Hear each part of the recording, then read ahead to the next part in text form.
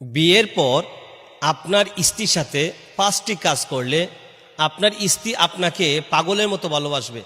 অনেকে অভিযোগ করেন যে স্ত্রী আগের মতো কথা শুনে না, স্ত্রী মোহাব্বত করে না, স্ত্রী কথা শুনে না, স্ত্রী গুরুত্ব দেয় না, স্ত্রী খেদমত করে না, স্ত্রী আপনার টাকা চুরি করে, স্ত্রী আপনার বদনাম করে। আল্লাহর কসম, আপনি 5টা কাজ করে দেখুন, ইনশাআল্লাহ আল্লাহ তাআলা আপনার স্ত্রীকে আপনার বাধ্য করে দিবেন। আমরা তো চাই সবে স্বামী স্ত্রীর জন্য একজন আরেকজনের কথা মতো চলে, একজন আরেকজনের সাথে যেন আন্তরিকতা থাকে। তাই আপনি 5টা কাজ যদি করেন, আপনার স্ত্রী আপনার কথা ছাড়া চলবেই না, আপনাকে পাগলের মতো ভালোবাসবে। এর মধ্যে প্রথম নম্বর হলো, আপনি স্ত্রীর কাছ থেকে আপনার মাথার চুল আশ্রয় নেবেন। যেমনই চুল আছে আশ্রয় নেবেন।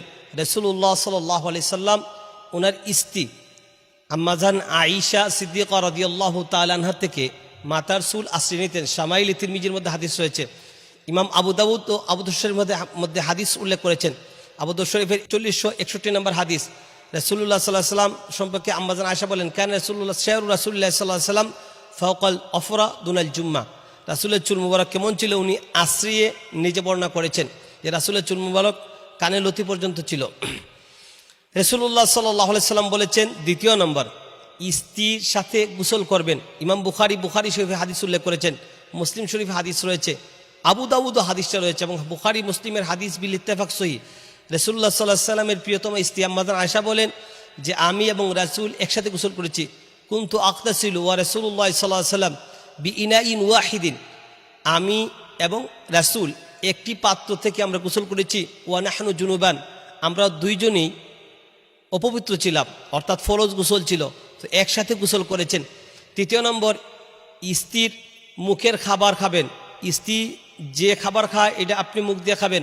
রাসূলুল্লাহ সাল্লাল্লাহু আলাইহি সাল্লামের স্ত্রী আম্মাজান আয়েশা সিদ্দিকা বলেন, হাদিস উল্লেখ করেছেন ইমাম মুসলিম শরীফের 300 নম্বর হাদিস।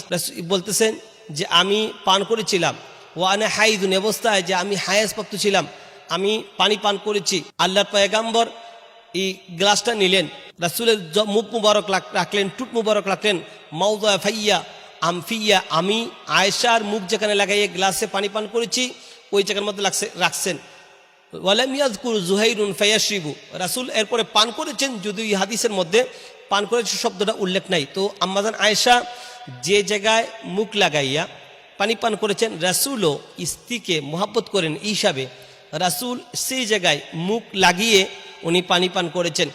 চতুর্থ নম্বর হলো, স্ত্রীর প্রশংসা করবেন। আজকে আমরা সমাজের মধ্যে অনেকে স্ত্রীর দোষ তালাশ করি। ইমাম বুখারী শরীফে হাদিস উল্লেখ করেছেন, ইমাম মুসলিম শরীফে হাদিস উল্লেখ করেছেন, তিরমিজি শরীফের 2 নম্বর খণ্ড হাদিস রয়েছে। রাসূলুল্লাহ সাল্লাল্লাহু আলাইহি সাল্লাম বলছেন, আবু মুসা আশআরী থেকে বর্ণিত, কামালা মিনার রিজালি কাসিরুন, অনেক পুরুষ আছে যারা গুণের অধিকারী, কিন্তু মহিলাদের মধ্যে খুব কম সংখ্যক মহিলা আছে গুণের অধিকারী। এর মধ্যে রাসূল বলছেন ইমরান, হযরত মারিয়াম আলাইহিস সালাম, এবং ইমরাতু ফেরাউনের স্ত্রী আসিয়া। এরপর রাসূলুল্লাহ সাল্লাল্লাহু আলাইহি ওয়াসাল্লাম বলছেন, ফাদলু আয়েশা আলা নিসা, আয়েশার ফজিলত সমস্ত পৃথিবীর সব মহিলাদের মধ্যে। কাফাদলিস সারিদ আলা সাইরিত তাম, পৃথিবীর শ্রেষ্ঠ খাবার হলো সারিদ, গোশত এবং রুটি একসাথে মিশ্রণ করে। যেমনভাবে সারিদ সবচেয়ে শ্রেষ্ঠ, আমার আয়েশাও সব মহিলা থেকে শ্রেষ্ঠ। তো রাসূল স্ত্রীর প্রশংসা করেছেন, তাই স্ত্রীর প্রশংসা করেন আপনি, আপনার স্ত্রী আপনাকে পাগলের মতো ভালোবাসবে। 5 নম্বর, স্ত্রীকে সুন্দর নামে ডাকুন।